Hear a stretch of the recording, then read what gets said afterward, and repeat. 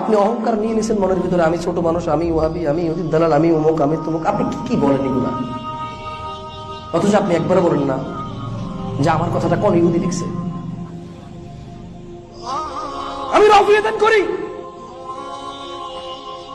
আপনি আমাকে ইহুদির দালাল বলেন, কিন্তু আপনি বলেন না ইহুদি কোন ইহুদি লেখা লিখছে।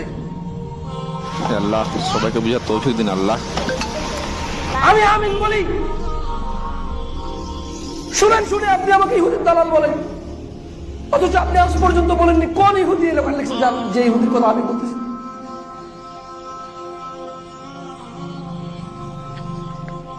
আমি তাশাহুদে বসে আঙ্গুল নাড়ি, আপনি বলেন আমি ইহুদির দালাল।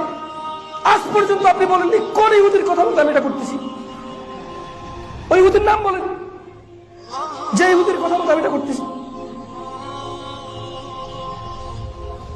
মাদ্রাসা থেকে বের করে দেন, মসজিদ থেকে বের করে দেন, অথচ কোন ইহুদির কথা মতে করতেছি বললেন না।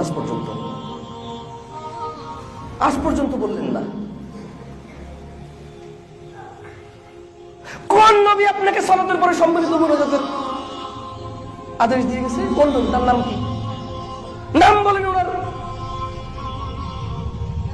কোন রাসূল আপনাকে দিয়ে গেছে দলে দলে বিভক্ত হওয়ার জন্য? আলাদা আলাদা সবাই আলাদা হয়ে যাবেন, টুপির নামে, পাঞ্জাবির নামে, গানের নামে, বাদ্যের নামে। নাম বলেন ওই নবীর। মুহাম্মদ সাল্লাল্লাহু আলাইহি ওয়াসাল্লাম এরকম বলেননি। আপনি শুধু শুধু রাগ করেন। আমি বলি কোরআনে